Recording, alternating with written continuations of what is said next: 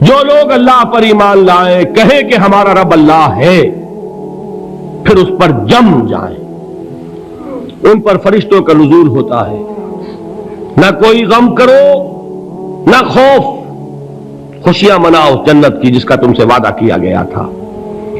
اللہ کی ربوبیت پر اطمینان جب انسان کو ہو جاتا، میرا رب اللہ ہے، ربی اللہ، انسان کے لیے نہ کوئی کھٹکا، نہ کوئی خطرہ، نہ کوئی خوف، نہ کوئی حزن۔ جو کچھ ہو رہا ہے کس کے اذن سے ہو رہا ہے؟ اللہ کے اذن سے۔ اللہ کے اذن کے بغیر پتا تک نہیں ہلتا۔ یہ کوئی اندھا بہرا مادہ نہیں ہے جس سے مجھے کوئی خوف ہو۔ اندھا بھینسا چلا آ رہا ہو اس سے تو ڈرنے کا ہر انسان کو ڈرنا چاہیے، نہ معلوم کس کو ٹکر مار دے، لیکن نہیں، اس کائنات کو چلانے والا ایک سمیع و بصیر خدا ہے۔ وہ جو میرا دوست ہے، میرا ولی ہے، اللہ ولی الذین آمنوا یخرجہم من الظلمات الی النور، اللہ اہل ایمان کا ولی ہے، ساتھی ہے، پشت پناہ ہے، مددگار ہے، حمایتی ہے۔ بتائیے جسے یقین ہو جائے کہ اللہ میرا مددگار، اللہ میرا محافظ، اللہ میرا پشت پناہ، اللہ میرا حمایتی، اس کے لیے کوئی خوف ہوگا؟ اس سے کوئی ڈر ہوگا؟ میں مثال دیا کرتا ہوں ایک بہت سادہ، پنجاب کے دیہات کی۔ وہ بڑا چودھری ہے اور کوئی غریب کسان ہے، اس غریب کسان کے جانوروں کو ہر وقت اندیشہ ہوگا چوری کا، کوئی میری بھینس کھول کر نہ لے جائے، کوئی میرا بیل کھول کر نہ لے جائے۔ لیکن جس کے بارے میں یہ سب کو معلوم ہو کہ وہ جو بڑا چودھری ہے وہ اس کا دوست ہے، اس کی بچیا کو کوئی خوف ہوگا؟ اس کی بھینس پر کوئی ہاتھ ڈالے گا؟ اسے کوئی اندیشہ ہوگا؟ نہیں۔ کیوں؟ کہ وہ بڑا چودھری، بڑا اس کا یہاں کا سردار، جاگیردار، سب کو معلوم ہے وہ میرا دوست ہے، کوئی میرے خلاف اقدام نہیں کر سکتا۔ اس دنیا میں یہ چھوٹی سی بات اگر آپ کے دلی اطمینان اور سکون کا باعث بن سکتی ہے تو ذرا تصور کیجئے۔ میں لفظ تصور استعمال کروں گا صرف اس لیے کہ اس کا ہم جس کو کہتے ہیں ادراک اور شعور کر نہیں سکتے، اگر کے ساتھ کر سکتے۔ اگر یقین ہو کہ اللہ میرا مددگار اور یقین ہو کہ اللہ ہر آن میرے ساتھ ہے، پھر کوئی خوف، کس کا خوف؟ کوئی شے اللہ سے بالا تر ہے؟ کوئی قوت اس سے زیادہ طاقتور ہے؟ کوئی اس کے ارادے کو بدلنے والا ہے؟ کوئی اس کی مشیت کے آڑے آنے والا ہے؟ یہی بات ہے جو حضور نے فرمائی، یہ ایمان کا حاصل ہے لب لباب، کہ دیکھو اچھی طرح اس بات کو ذہن نشین کر لو، اگر تمام انسان مل کر تمہیں کوئی نقصان پہنچانا چاہے نہیں پہنچا سکتے مگر جو کچھ اللہ نے لکھ دیا ہو، اور تمام انسان مل کر تمہیں کوئی نفع پہنچانا چاہیں نہیں پہنچا سکتے مگر وہ شے جو اللہ نے طے کر دی ہو۔ آپ پھر میں کہوں گا ذرا طاری کیجئے، اسے فرض کیجئے، اسے سوچئے، اگر اس حدیث پر ہمارا دل ٹھکا ہوا ہو تو کسی سے ڈر ہوگا؟ یہ مجھے نقصان نہ پہنچا دے، یہ میری رپورٹ خراب نہ کر دے، یہ میری انکریمنٹ نہ رکوا دے، یہ میرا یہ نہ بگاڑ دے، یہ میرے یہ نقصان نہ پہنچا دے، اس کا ڈر، اس کا ڈر، اس کا خوف، اس کی خوشامد، اس کے لیے جا کر طرح طرح سے اپنی عزت نفس کو ذلیل کروانا اس کے سامنے، یہ سب کچھ کیوں کرتا ہے انسان؟ جب سمجھتا ہے کہ اس کے ہاتھ میں میرا کوئی نفع ہے، اس کے ہاتھ میں میرے لیے کوئی ضرر ہے، یہ مجھے کوئی گزن پہنچا سکتا ہے، یہ مجھے کوئی نقصان پہنچا سکتا ہے، یہ میرا کوئی کام بنا سکتا ہے، یہ میری کوئی ضرورت پوری کر سکتا ہے، اسی کا نام شرک ہے۔ جہاں آپ نے یہ سمجھا کہ غیر اللہ کے اندر کوئی طاقت موجود ہے وہی شرک ہے۔ بتوں سے تجھ کو امید خدا سے نو امیدی، مجھے بتا تو صحیح اور کافری کیا ہے؟ شرک تو یہ ہے جس پر بھی تمہیں یہ خیال ہے، کلمہ ہے یہ کلمہ سوم، لا حول ولا قوت الا باللہ، ذرا اس پر دل کو کبھی اگر آپ تصور کریں، پھر فرض کریں، دل ٹھک جائے اس پر، کوئی طاقت نہیں۔ یہی بات تھی جو شیخ عبد القادر جیلانی رحمۃ اللہ علیہ نے اپنی وصیت میں اپنے بچے سے کہی. 11ویں دینے والے ہیں، لیکن حضرت شیخ عبد القادر جیلانی کی وصیت اور تعلیمات کو کتنے لوگ ہیں جانتے ہو؟ یہ جن مقامات تک پہنچے ہیں وہ کس چیز کی بدولت پہنچے؟ انہوں نے جو پیغام دیا وہ کیا تھا؟ اے میرے بچے، جس طریقے سے قرآن مجید میں حضرت لقمان کی نصیحتیں جو ہے نقل کر دی گئی ہیں، میں یہ عرض کروں گا بالفرض اگر قرآن حضرت عبد القادر جیلانی کے بعد نازل ہوا ہوتا تو شیخ عبد القادر کی یہ نصیحتیں بھی قرآن میں درج ہوتی. اتنی اونچی نصیحتیں ہیں. اے میرے بچے، اس حقیقت کو ذہن نشین کر لے، لا فاعل فی الحقیقت ولا مؤثر الا اللہ.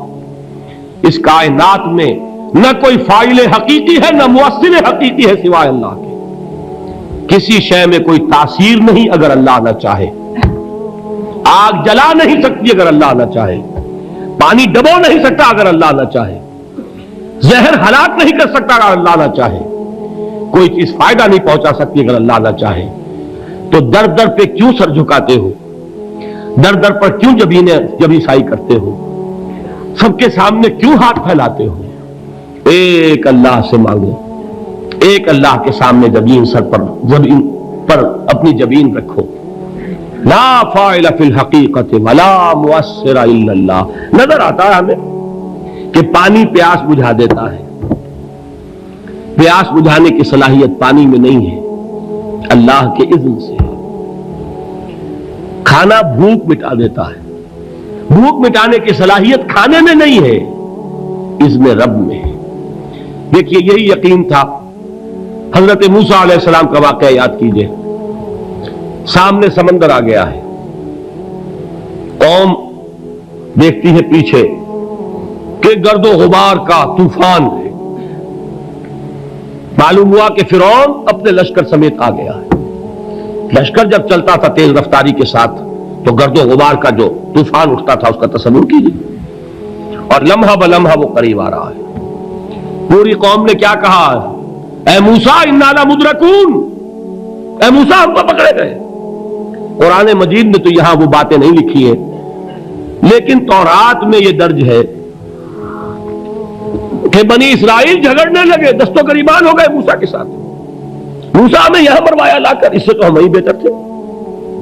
وہاں کھانے کو ملتا تھا، زندگی تو تھی، بیگار ہم کر رہے تھے، موت تو نہیں تھی. اب جو کچھ ہوگا اس کا تصور کرو، جس طریقے سے ہمارے ٹکڑے اڑائے جائیں گے. تو لڑ رہے ہیں حضرت موسیٰ علیہ السلام سے. یہ تورات کی تفصیل ہے. قرآن میں صرف اتنا آیا ہے، پریشان ہو کر انہوں نے کہا انا لمدرکون. موسیٰ ہم تو پکڑے گئے. اس وقت موسیٰ کا جواب کیا ہے؟ کلا ان معی ربی سیہدین. نہیں، میرے ساتھ میرا رب ہے، وہ راستہ دے گا. بتائیے کہاں راستہ نظر آ رہا ہے؟ یہ ہے ایمان بالغیب. راستہ نظر نہ آئے تب اللہ پر یقین ایمان ہے. جیب میں پیسے ہوں اور تب دل کو اطمینان ہے تو ایمان کس پر ہوا؟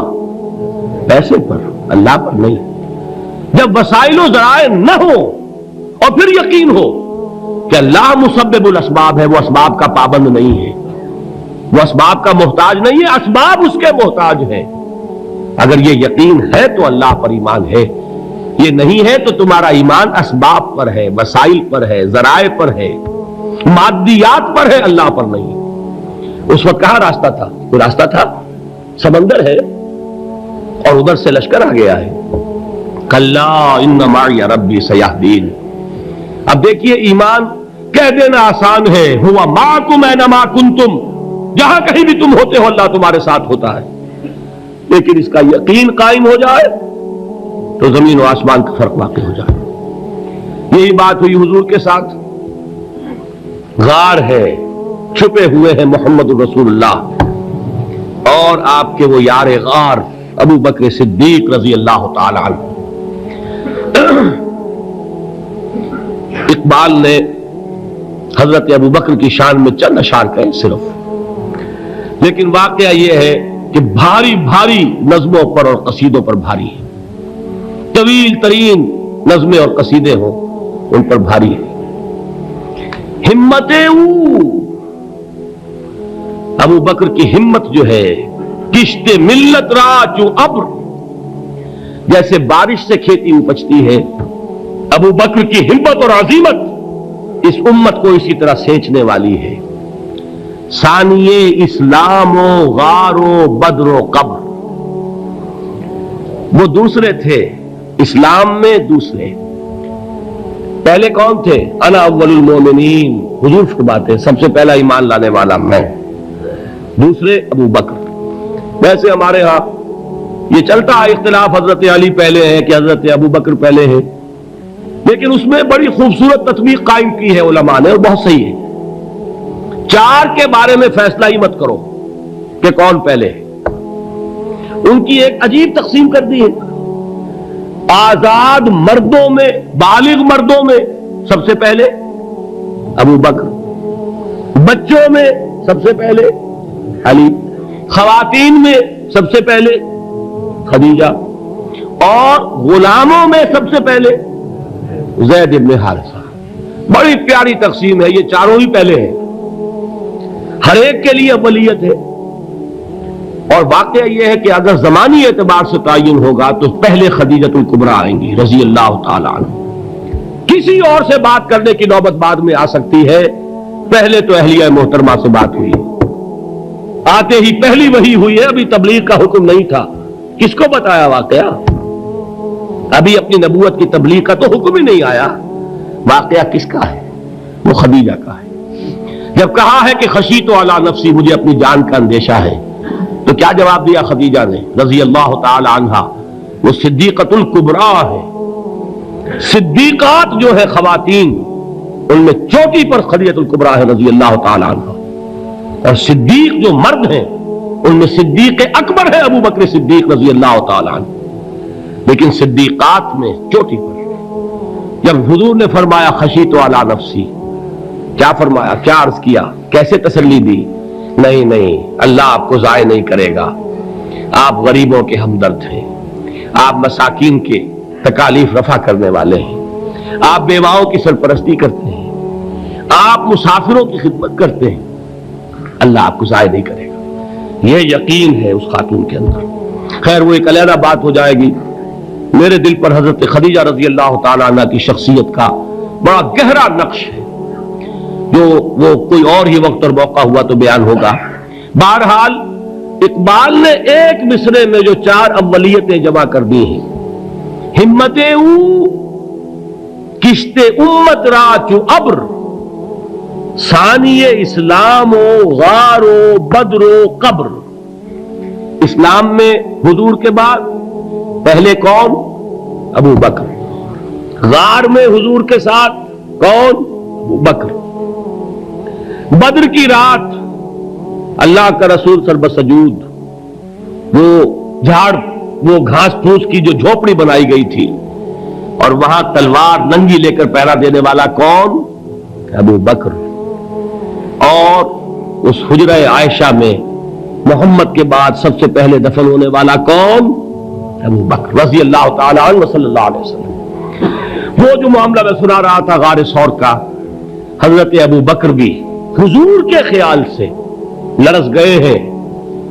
آپ کو یاد ہوگا کہ جا کر پہلے تمام جتنے سوراخ تھے انہیں بند کیا ہے، ایک سوراخ رہ گیا تھا جس کو بند کرنے کے لیے کوئی کپڑا نہیں تھا، وہاں اپنی ایڑی رکھی ہے، تب کہا ہے حضور سے تشریف لائیے، اور اپنے زانو پر حضور کو لٹایا ہے، اور وہاں کسی موذی جانور نے کاٹا ہے، حضور کی آنکھ لگ گئی تھی، اس وقت اس بل کے اندر جو بھی بچھو ہے کیا ہے واللہ عالم، اس نے کاٹا ہے، اس کی تکلیف کی وجہ سے ابو بکر کی آنکھوں سے آنسو ٹپک گئے، حضور کے چہرے مبارک پر پڑے ہیں کہ حضور جاگے ہیں، معاملہ کیا ہے؟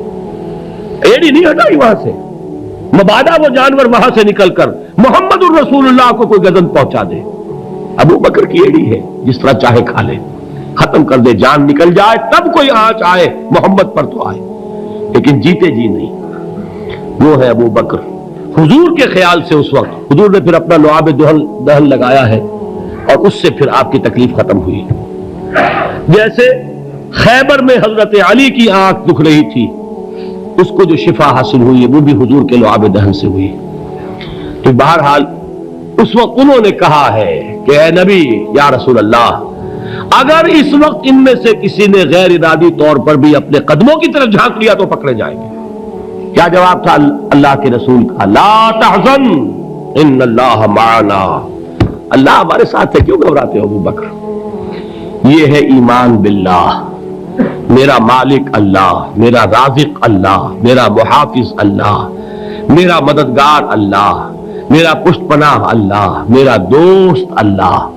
یہ دوستی ہے اللہ کی جو لب لباب ہے، حاصل ہے ایمان کا، اسی کا نام ولایت ہے۔ اولیاء اللہ کے سروں پر سینگ نہیں ہوتے، جس کے دل میں ایمان راسخ ہو چکا ہو وہی اللہ کا ولی ہے، جسے اللہ پر یقین ہو چکا ہے وہی اللہ کا ولی ہے، جسے یقین ہے اللہ میرے ساتھ ہے، میرا مددگار، میرا پشت پناہ، میرا ساتھی، میرا دوست، میرا محبوب، میرا محب۔ اللہ اہل ایمان سے محبت کرتا ہے۔ واللہ یحب الصادقین، ان اللہ یحب الذین یقاتلون فی سبیلہ صفا کانہم بنیان مرصوص۔ اللہ محبت کرنے والا، اہل ایمان محبوب، اور اہل ایمان محبت کرنے والے اللہ محبوب۔ والذین آمنوا اشد حبا للہ۔ آپ تصور کیجئے جسے یہ رشتہ ایمان یا رشتہ ولایت حاصل ہو جائے، الا ان اولیاء اللہ لا خوف علیہم ولا هم یحزنون، آگاہ ہو جاؤ، اللہ کے دوستوں کے لیے نہ کوئی خوف ہے نہ کوئی حزن ہے۔